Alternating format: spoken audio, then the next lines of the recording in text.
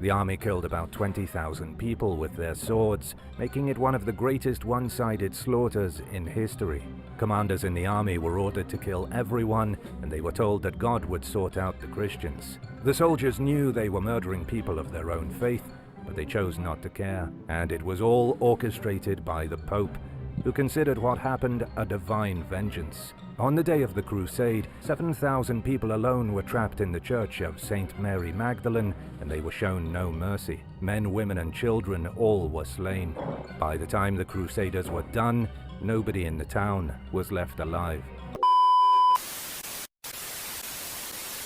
Welcome back to my channel, or welcome to my channel. My name is Utikas if you're new, and this video is going to be really interesting. And if you're one of those people who are easily offended when it comes to their religion being questioned in any way, this video is not for you. And this is not an attack on any religion. This is a video I'm reacting to. So yeah, without wasting any time, let's get to the video. Pope Boniface VIII is known by some as the Devil Pope for his supposed worship of Satan. He was elected to become Pope in 1294 because he was known to be a very religious man and had a reputation for integrity. When Pope Boniface was elected, he was living as a hermit in a mountain cave. The College of Cardinals had to travel thousands of feet up the mountains just to tell him he was going to be Pope. The details surrounding his election are so dramatic, they could be made into a mini-series. The previous Pope, Celestine V, was wildly unpopular, but still had a lot of powerful friends in powerful places. He renounced the papacy because the people hated him so much, but he still had influence. Pope Boniface knew this, so he imprisoned him as his first act and kept him locked in a castle until he died. Pope Boniface VIII seemed to do well in the beginning. He formalized the Jubilees and founded the University of Rome La Sapienza, but then his hunger for power grew. He wound up becoming a great enemy of King Philip IV of France and exiled him from the church in 1303. King Philip was notoriously cruel and allegedly spread rumors that Pope Boniface was a devil worshipper. After the Pope died shortly after exiling Philip under mysterious circumstances, the king staged a trial in which the dead Pope was charged with heresy. Number 6. Okay, we're off with a strong start, but I think this happens a lot when it comes to people in power. Well, money corrupts, power corrupts, and that's just how it is. We humans are greedy, and this affects everyone, but there's no excuse for what he did. And history is very ambiguous, so you never truly know what happened. So yeah. He is by far history's dirtiest pope, and you'll be shocked to find out why. Pope Alexander VI was born Rodrigo Borgia in 1431. The Borgia family was one of the wealthiest and noblest households in all of Spain. They had massive amounts of money and power, and their influence was prominent across much of Europe. It was Rodrigo's uncle, Alfonso de Borgia, who became Pope Calixtus III in 1455. The papacy during the Middle Ages was a lot more concerned with power and influence than about closeness to God, although some might say that has never changed. Like many popes, Calixtus III appointed his own relatives and friends to the best positions in the church. This was what ultimately led Rodrigo to being sworn in as the Pope in 1492. However, he also had to bribe quite a few cardinals to beat his other family members to the papacy. Once he was named Pope, Alexander's reign of terror began. One of his first sins was the practice of simony, meaning he sold church offices to the highest bidders. Whoever had the most money could have the best position in the church. He also had expensive parties, the likes of which the Vatican had never seen before. One of the most famous of these celebrations occurred on October 30th, 1501. The Pope brought an estimated 50 prostitutes into the Vatican and had an all-night party with his own young son in attendance. These kinds of misdeeds continued throughout his entire time as Pope. Alexander VI died in 1503 from a mysterious disease.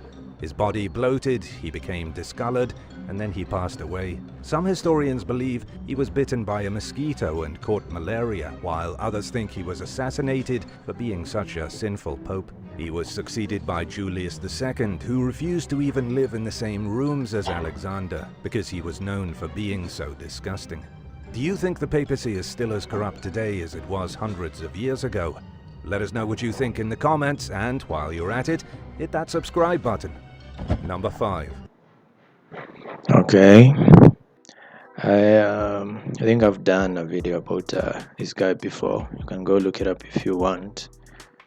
And when it comes to corruption, I think humans are generally corrupt, and corrupt tend to usually get to positions of power.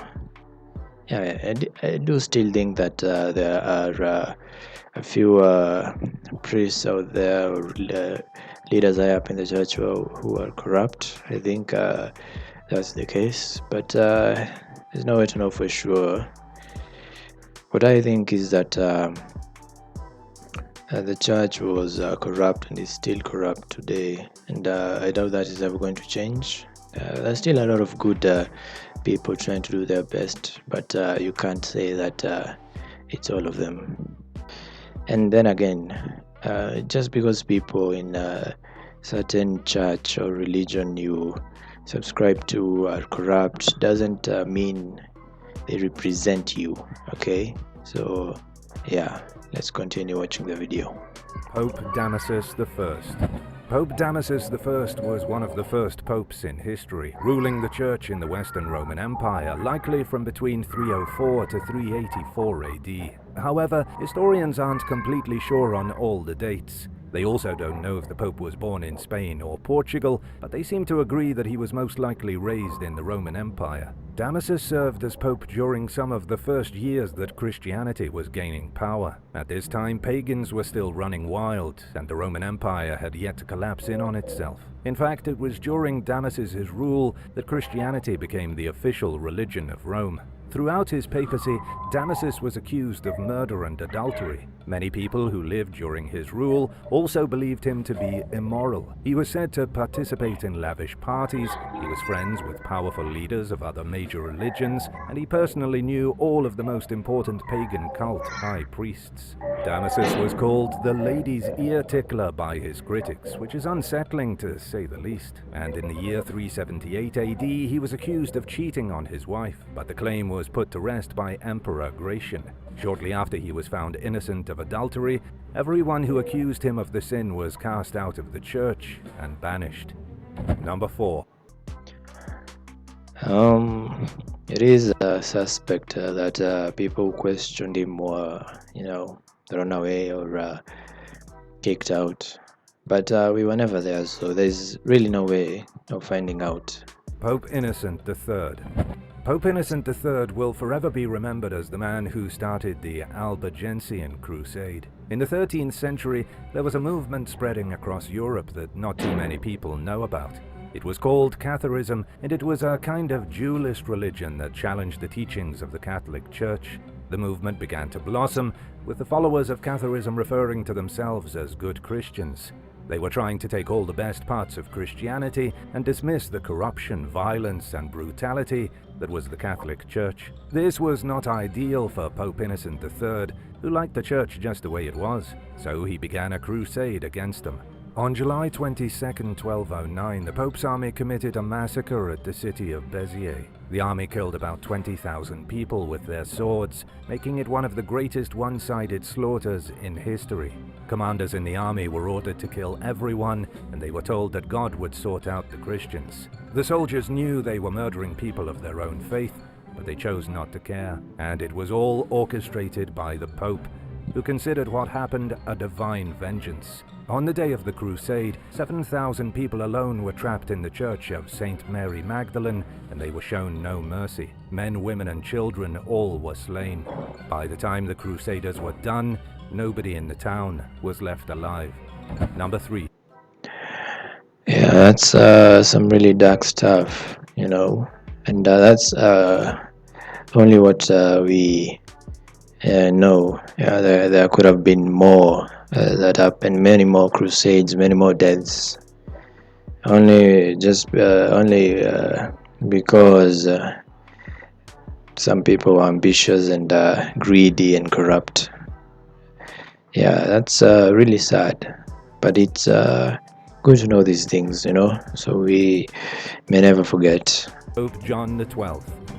Pope John XII became the ruler of the Papal States on December 16, 955 AD. He held the position until his untimely death in 964 AD. His name was Octavian before becoming Pope John, and he had direct ties to a powerful Roman family that controlled the politics and the church for at least half a century. Unfortunately for him, he became a pope a little too early. Pope John XII was only a teenager when he took the greatest seat of power available in Rome. One of his first moves as pope was to attack the Lombard people of Italy, who had taken several chunks of the Papal States. He wanted to reclaim land, but it didn't work out in his favor. As a teenager, John found that he was not able to control the Roman nobility, something his predecessor had done so easily. Fearing for his life, Pope John XII reached out to King Otto I of Germany. Together they made a pact. King Otto would defend the Pope with everything he had, and in return the Pope would make Otto the Holy Roman Emperor. After being crowned, Otto became the most powerful man in Italy. Pope John soon realized he'd made a mistake. Emperor Otto was far more powerful than the young Pope could ever hope to be. John was also a notorious scumbag, and it was apparent to the people that he cared very little about the church. He was seen as vain, and he was always sleeping with people's wives. There was going to be a conflict between the emperor and the pope, but then John died abruptly on May 14, 964 AD. According to the legends, he was caught in bed with a man's wife and was strangled to death. Number 2. Imagine that's the way you go out, as a pope. That's maybe it was karma, but yeah. Yeah, the thing is, I never knew that there were popes like these in the church, but it's good to know. Yeah, I don't really know what to say. That's I don't know. Yeah. I'm lost for words, but yeah. Being that young, that powerful, probably got to his head. That's why he did what he did, and he was raised in a family of people just like him, so it was probably meant to happen anyway. But there are no excuses. But there were many more people like this back in those days, greedy, and there still are a lot today. We just don't talk about it as much. But yeah. Guess that's how his reign came to an end. Pope Clement VII. Pope Clement VII began his life as a member of the Medici family and was originally named Giulio de Giuliano de' Medici. His family was once one of the most politically influential households in all of Italy. They were extremely wealthy, and they were so important that their children were welcome to become pope, even if they had no legitimate qualifications. To make things worse, Pope Clement was an illegitimate child, and he was raised by his uncle, Lorenzo the Magnificent. He went on to become the Pope in 1523 and ruled the Vatican for 11 years. Clement wasn't necessarily an evil pope, he just made a lot of really poor decisions. He didn't understand the Lutheran movement that was happening, nor did he know how to make proper alliances. Emperor Charles V had endorsed his candidacy for pope, and yet Clement allied himself with the emperor's enemy, Francis I of France. He basically spat in the face of the emperor, which later resulted in his imprisonment inside the castle of Saint-Angelo. The Pope's misguided attempt to be friends with France resulted in Rome being pillaged by the emperor. Then, when the emperor refused to pay the mercenaries, they ravaged Rome in May of 1527. The only thing Clement VII did during his rule that didn't end in a bunch of people getting killed was when he commissioned Michelangelo to paint the Last Judgment in the Sistine Chapel.